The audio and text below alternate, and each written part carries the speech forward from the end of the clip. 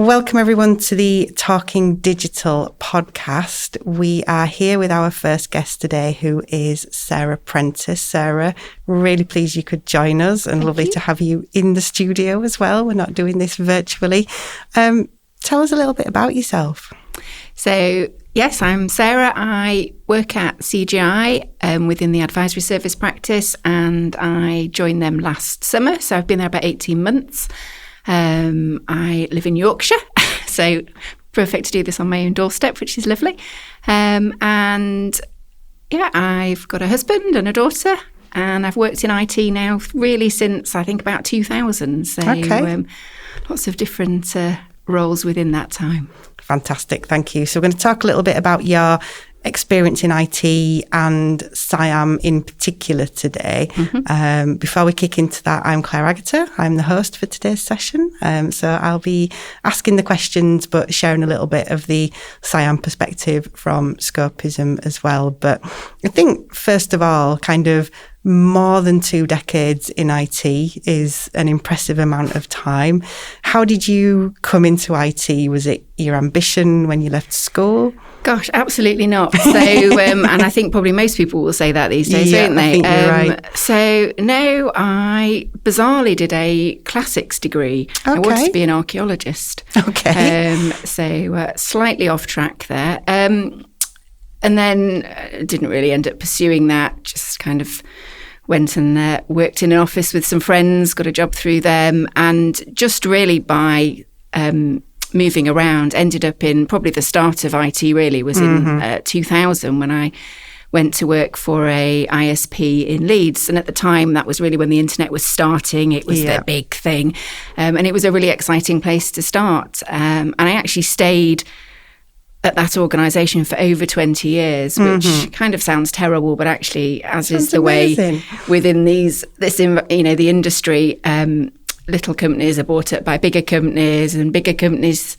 So that really went down the path within the telecommunications industry. Yeah. And by the end of that period, it was Vodafone. So it had gone from being quite a small local organisation to a very large multinational.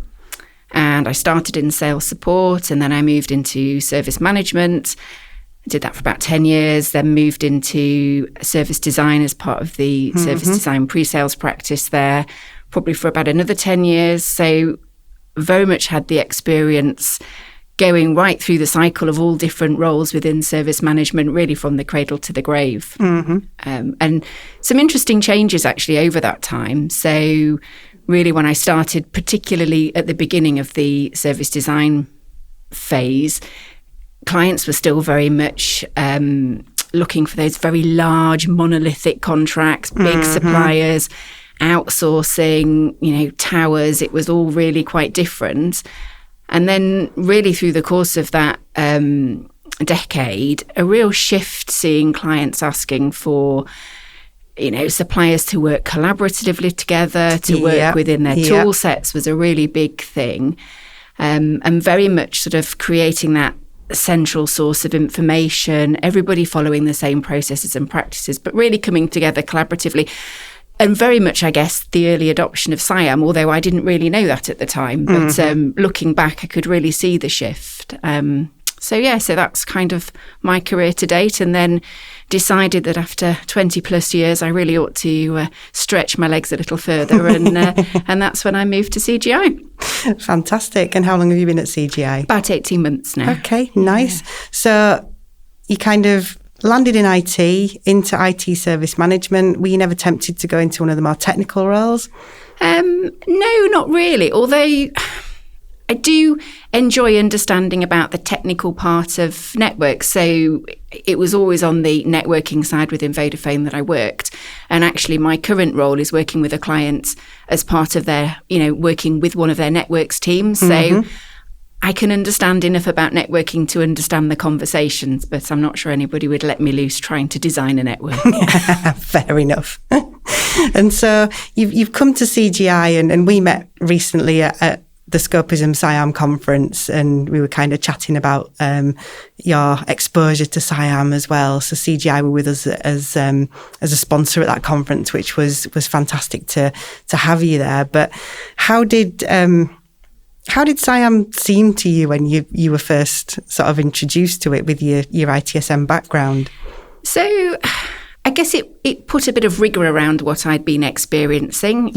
Almost immediately after starting at CGI, I was quickly introduced to the body of knowledge and read that and thought, oh yeah, this all makes sense, and it kind of fits with what I'd known and understood. And then I also started working very quickly with my client as part of their SIAM. So I could see it operationally and sort of be able to understand how it worked in real life. But I think what then helped me was, earlier on it was about the summer actually, did my SIAM Foundation course and exam. And that really helped just solidify what I'd been experiencing over the year. I don't think I needed to have done that to be able to do my role. Yes. And actually, I think it was more beneficial doing that after working with the client and working within that environment for a period of time. So I could actually go, okay, I can see how this works, how that applies, because it really isn't a one size fits all, and it very much is a set of guidelines rather than a rule book. So, and the training actually has been really useful. I think I remember saying on LinkedIn that actually it didn't feel like I ticked a training box. Quite often that's the case, where you do something because you've been told that's what you need to do. Whereas I found it really useful, and I've been able to take some learning back into my client and share some best practice with them, but also understand that there's reasons why they're doing what they're doing that's different, you know, to maybe other clients. So yes, that's been very interesting, really. Yeah, and I think that kind of tracks. That experience tracks with a lot of people's experience, which is that they read the body of knowledge or they go on a training course and they think, oh yeah, I've been doing bits of that for a long time. We just didn't call it that at the time. And that, in a way, that's linked to the development of SIAM and the body of knowledge itself, because it rose up from UK government initially looking for a way to solve a problem they were experiencing, which was that IT delivery was getting more and more complicated. So SIAM developed quite organically, and then all we tried to do with the body of knowledge was just codify something so that anybody who was interested could pick it up and read a little bit and have something, like you said, to take back to work. You know, my experience as a service management person, as a trainer as well, is at the end of a course, there should be at least one thing that you think, I'm going to take this back and I'm going to try it in the office. I remember doing my V2, it was ITIL V2 Foundation was my first service management qualification that I did.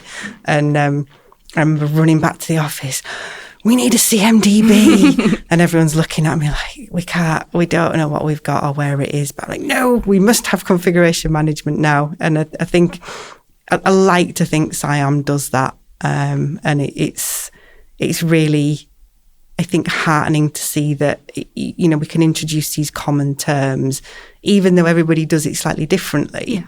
At least people can have a common understanding, and then that ideally supports organisational change management as well. Yeah, and it felt very much that there was a lot of common sense behind it.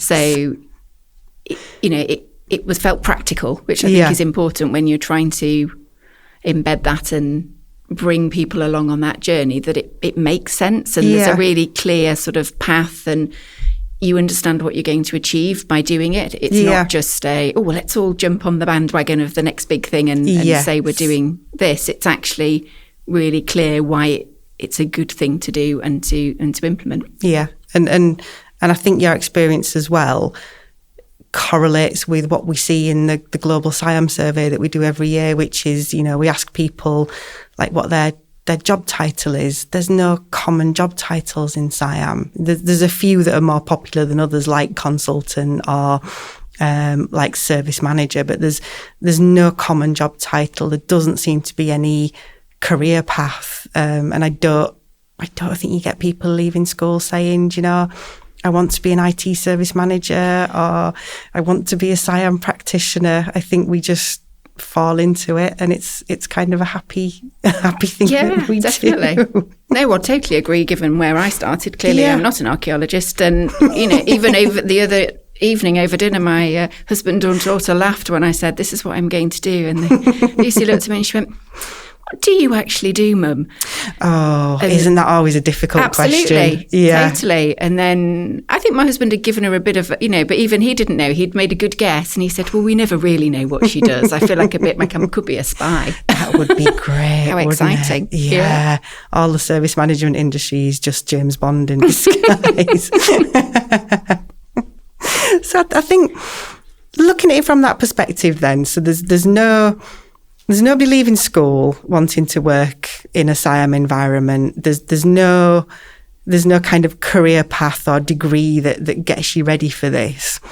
What are the skills or the personality traits that really stand you in good stead to succeed in this environment?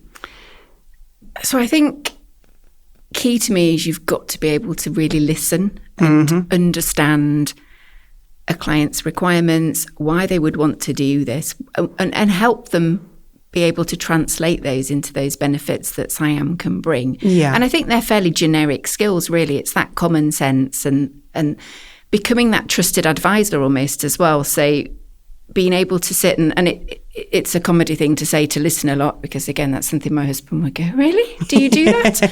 At work? At work, exactly. And I can't do it everywhere. But I think that to me is really important. It's the relationship management side of it. And that's very much my current role, really, is liaising between different parts of the organisation to make sure that they collaborate, they work well together, they understand what good looks like and how they can do that together, and how they can embed those practices. And I think that's a real key skill of being able to articulate that and bring them on that journey with you. Yeah.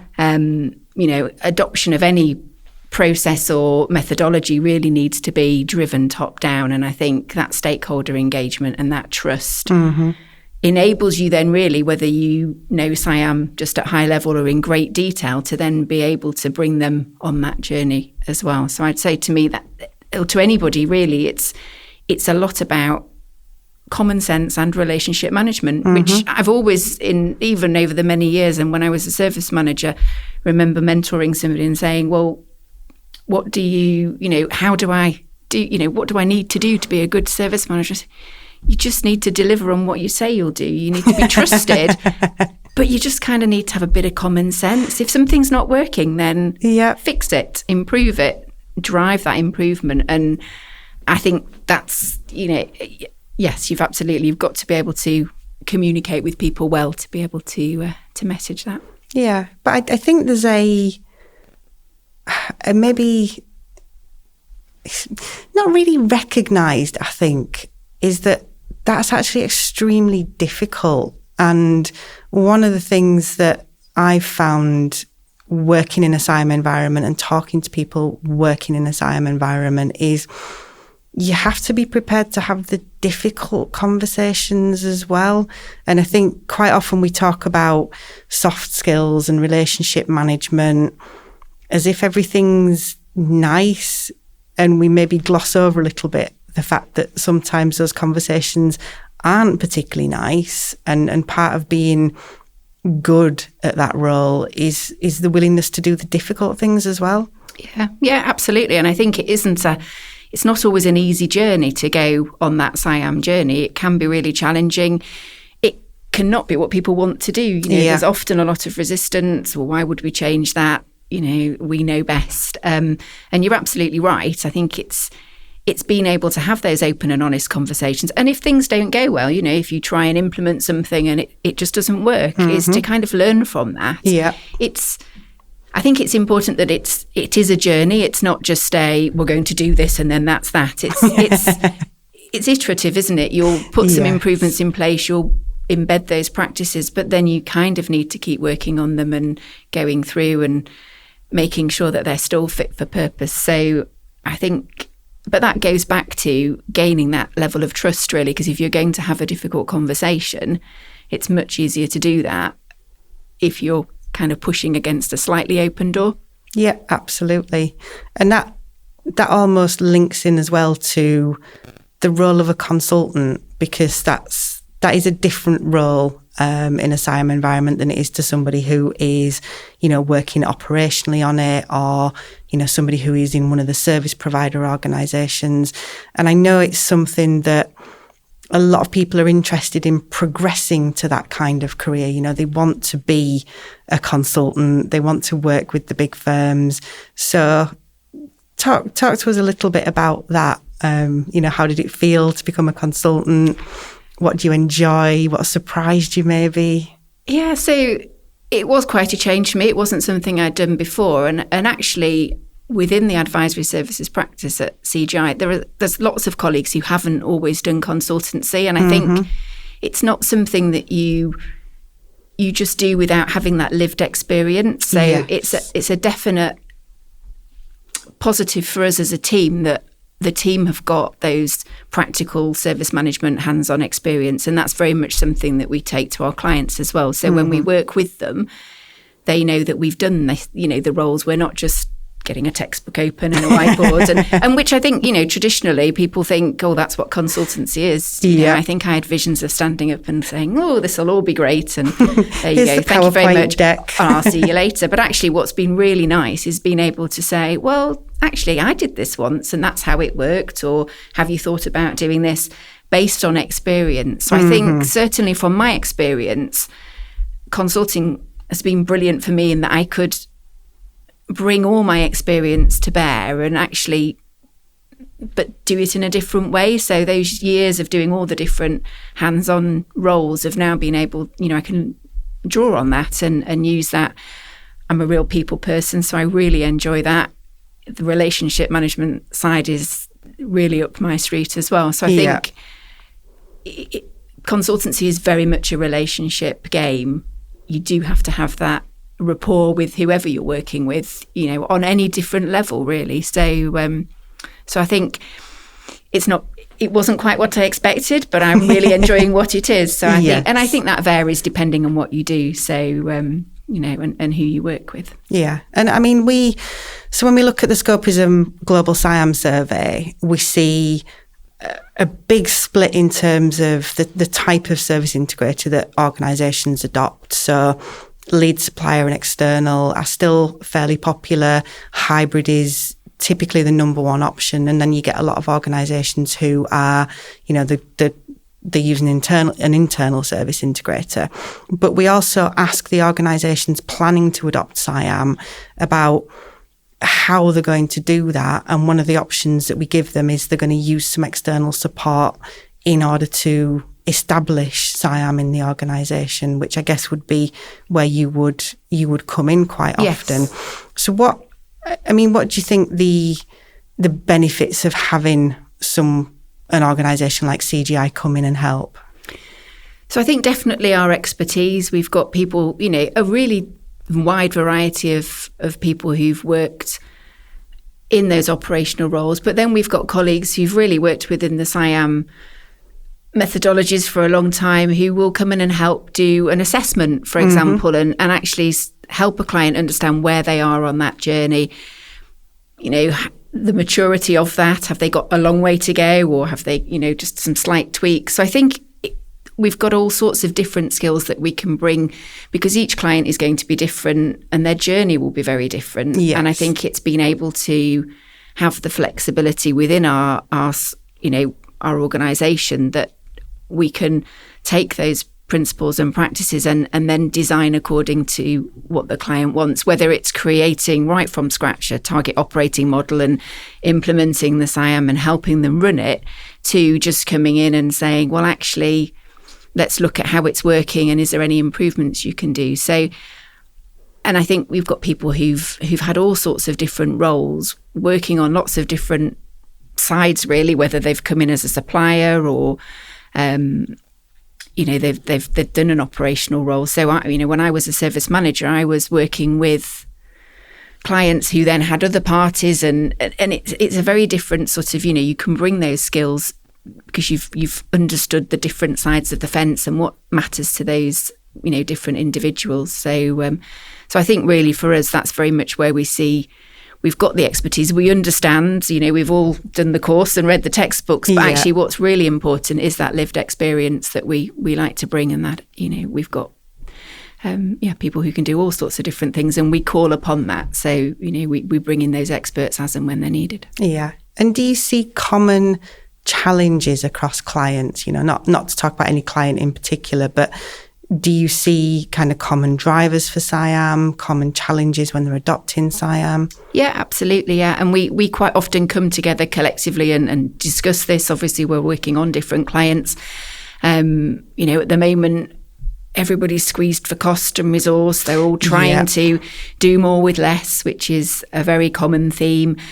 There's the how do we pass that knowledge on to those clients so that, they can lose the external resource eventually, and they do own that knowledge, and we do that transfer. There's certainly a definite trend for people trying to move with the times and think, how do we, do things quicker, slicker, faster? Can we do it with AI? The buzzwords, and everybody wants to be on that bandwagon, but actually but why do you want to use it? What benefit is it going to give you? And always bringing it back to, it has to be right for them. So, yes. And I think there are still people, so there are obviously people who've gone completely on the SIAM journey and are nailing it. There's still a lot of organisations that just haven't really got there, or haven't considered it, or just really early stages of that journey as well. So I still think there's a lot to do, a lot to learn, and a lot, for SIAM to be able to help them with.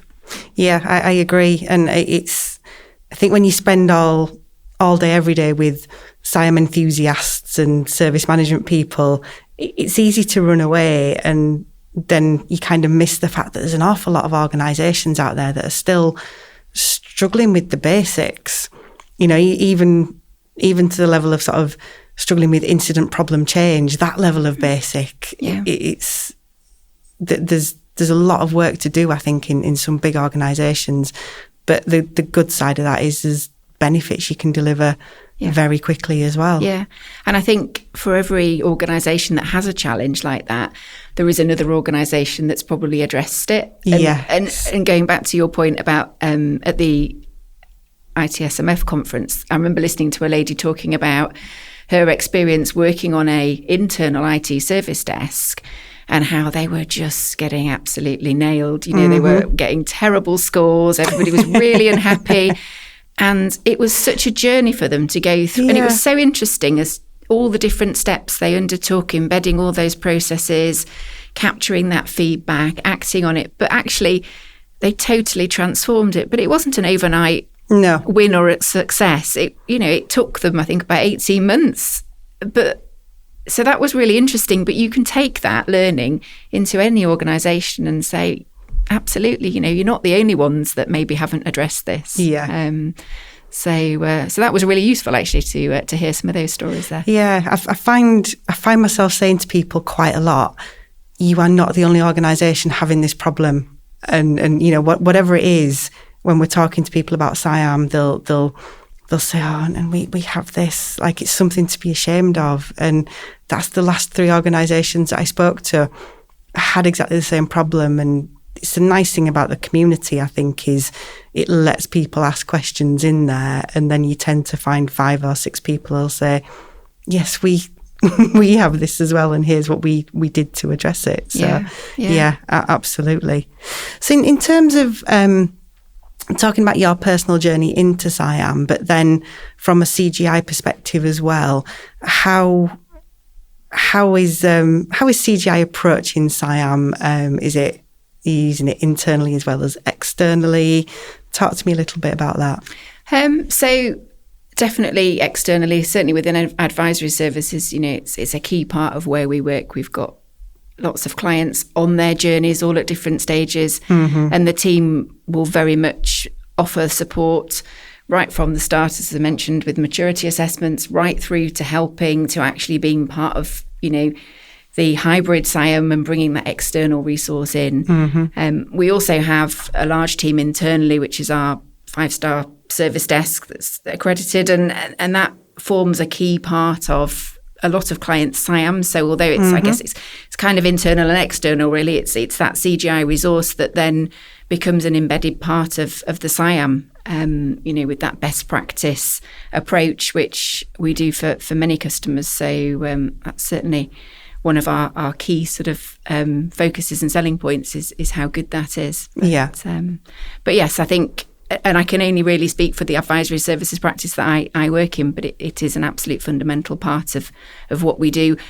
We all do the training, we all understand it, but as I say, we all bring back that learning and that sharing so that we can learn from different organisations' approach and journeys and be able to bring that to the benefits of our own clients. Yeah. And what, in terms of the clients that you work with, what do you think the key benefits they're achieving from SIAM are?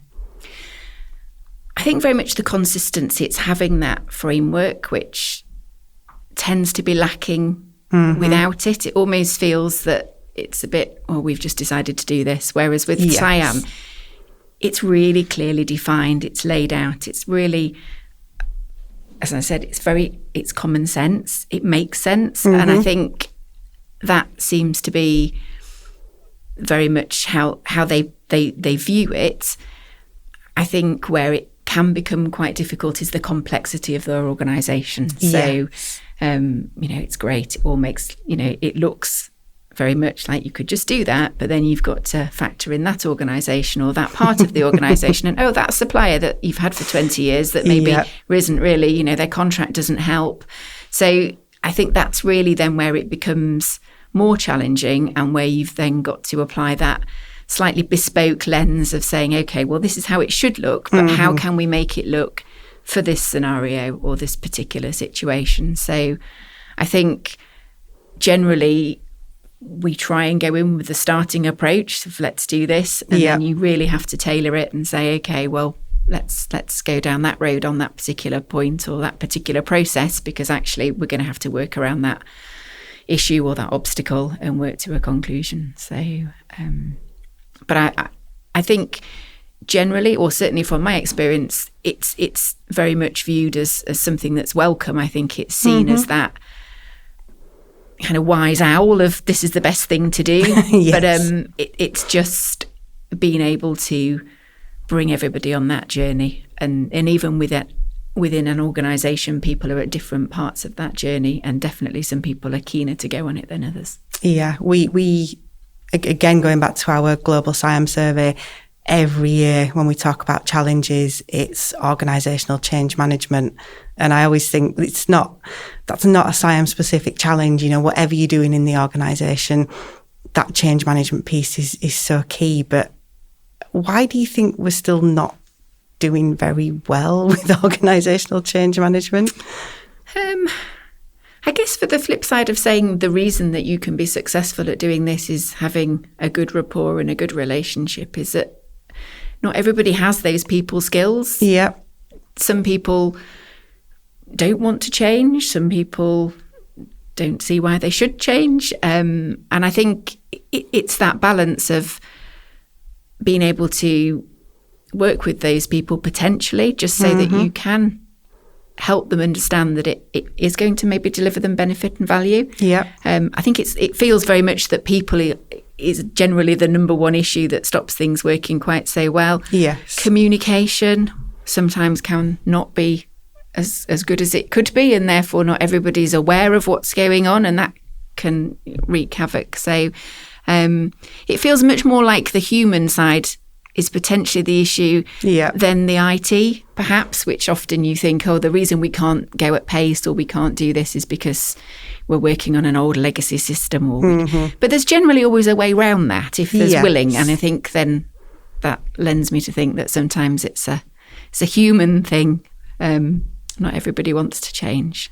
I would agree. And just like the tech, quite often people think the contract is the magic answer. And if we just had proper SIAM aligned contracts, but even then, that's just words on a piece of paper. Yeah, it's all about the relationship, isn't it? If you've got a good relationship underpinning that contract, then you can be a bit flexible, you can kind of make it work. Whereas if the relationship's not there, then yes, absolutely, the contract's no kind of help nor benefit, really, is it? You can't capture everything and every scenario in a document. Yes. You've got to have that relationship to underpin it as well, and the same common goals. You've both got to be going in the right direction. You know, if your supplier's goals are completely different to your goals, then it's never going to work. And you know, that's something that SIAM's very clear about, is you've all got to have that strategy and be heading down the same path to make it work. Yeah.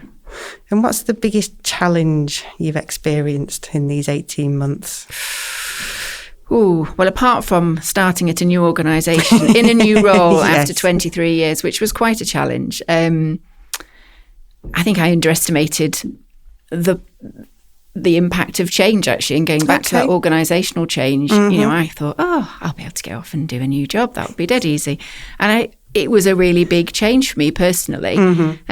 So I think that probably has been really my biggest challenge, and it's been a really eventful year. But I've done so much over the past 18 months that I just didn't, you know, expect to be doing. I've started working in an industry that I've never worked in before, that's full of acronyms and special ways, and I kind of get it now, but I didn't get it at first. And that was hard, because I think when you've worked somewhere for a long period of time, you become an expert, you become well known.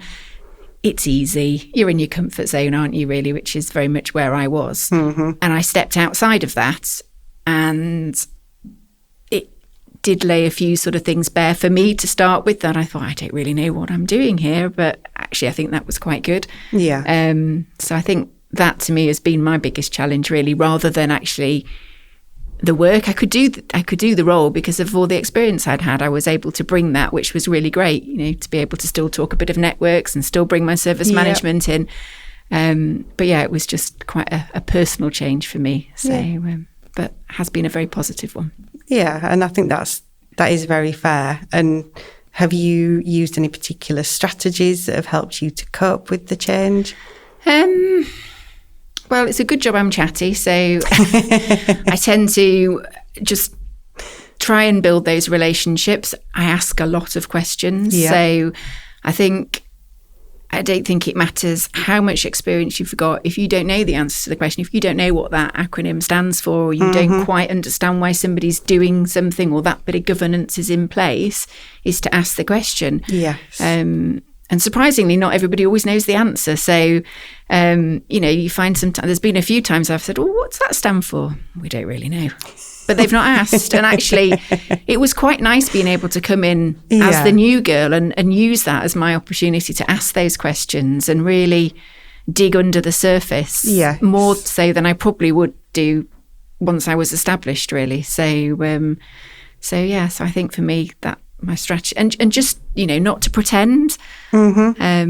I don't think that would have stood me in good stead to just come in and say, oh, I know what I'm doing, I'm a consultant, I've got it all. You know, it's absolutely, that's not what it's about. My Ferrari's parked outside. Sadly not. And it is, I think it is more challenging, particularly when you've been somewhere for so long. You've been somewhere for 20 years to start again, but almost as a consultant, you continually have that opportunity with every new client to go in and ask questions. And I think if you've got that open mindset and that curiosity, it's an amazing role to be in, because actually you are working with new clients very regularly and seeing new industries. And it's, you know, we had a manufacturing client recently, and it's just so interesting, all the things that they do and how they're structured. So yeah, absolutely. So coming to the end of the year, looking ahead to 2025, I'll ask you personally first, and then we'll talk about SIAM. But what's on your personal agenda for 2025? Well, I'm going to sign off 2024 with a bang. It's my 20th wedding anniversary, so after Christmas. Thank you. Despite not listening. We're going to Florida, so that'll be exciting. And then we come back and we're going to dig down and look after, my daughter does her GCSEs next year, so it's kind of, next year feels it's about her.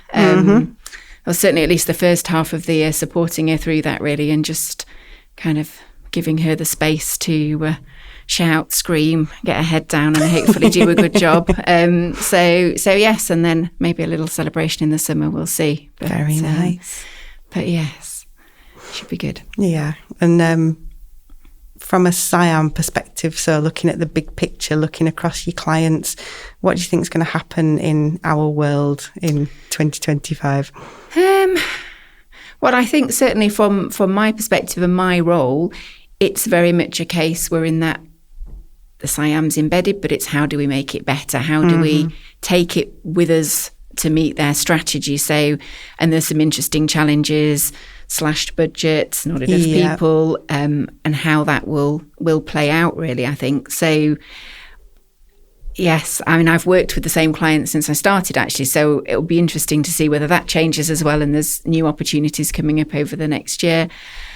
And I think if you'd said to me this time last year that I'd be sitting here doing this, talking about something that at that point I really didn't know that much about, I'd have laughed at you and said, no, I don't think so. So I actually really don't know what the next year is going to hold for me, and that's quite exciting. Yeah.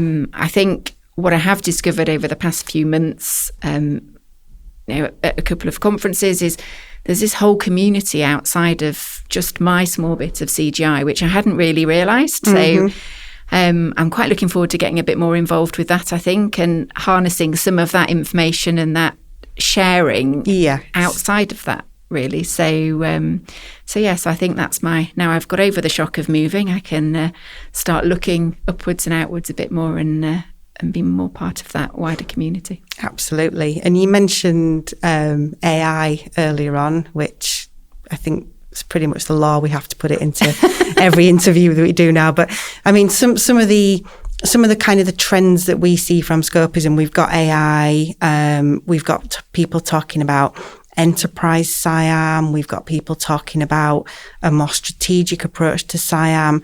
Are there any kind of trends that you're seeing in how people talk about SIAM? Yeah, well, definitely the enterprise SIAM is certainly kind of key to within the client organisation that I'm working in and where they're going. Probably less so with AI, actually. But I do think there's a general sort of slight feeling that everybody should know what that's all about and should be talking about it. And as you say, dropping it into every conversation. And I think going back to that, why would you, it's important to understand what it can do for you as an organisation, but actually it needs to do something. Yes. So I think, yes, that definitely feels like it's the hot topic, but I think certainly the enterprise SIAM as well seems to be that next step maybe for clients who've already gone on the SIAM journey and are now looking at, well, where do we go from here? How do we take it? How do we mature it? Yeah. We had, back in June, we had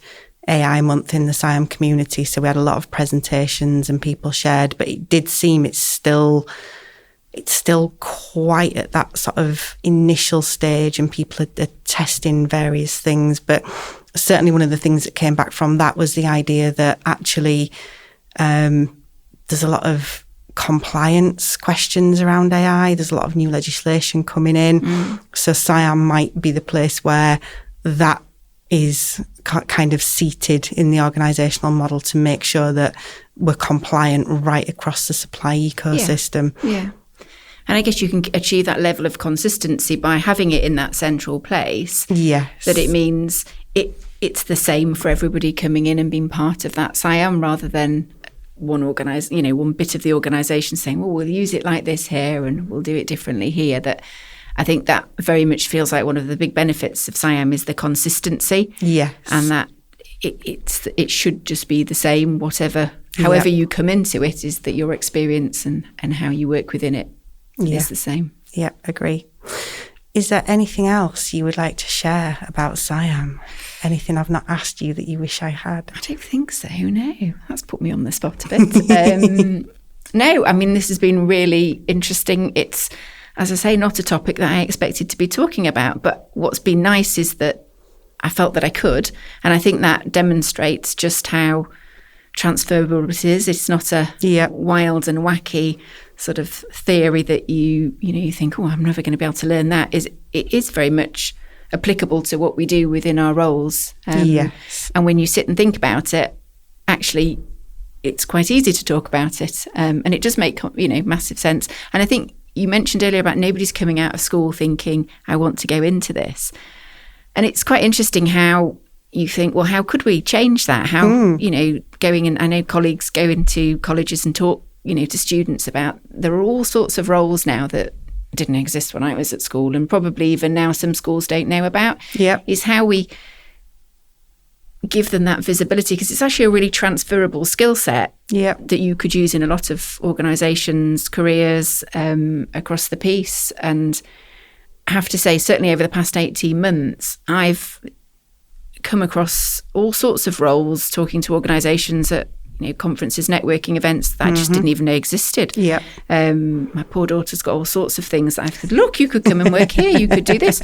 But, she just didn't even know any of those existed. So I think that's something really, I think, looking to the future is how we could how we can bring that a bit more to sort of the younger generation, to say, it might sound a bit kind of dull, but actually if you apply it to anywhere, it could be used, and actually it's definitely something that knowing about it would help you more than not knowing about it. Absolutely. And I think if we can bring that next generation in, then we all benefit as well, because we get that diversity of thinking, and we're not going to hit a cliff edge when everybody retires in they'll all know what AI is as well, so that'll be fine. We'll delegate that. Yes. Oh, Sarah, it's been fantastic chatting. If people want to talk to you any more, where can they find you? So I'm on LinkedIn, so Sarah Prentice, CGI Advisory Services. I think you'll find me there. I don't know if I have a tag, which I don't know off the top of my head. But yes, find me there, get in touch, and we'll be happy to help. Fantastic. Thank you so much, Sarah. Really appreciate the time. Thank you to everybody who's been watching, and hope you enjoyed this episode. Thank you for having me.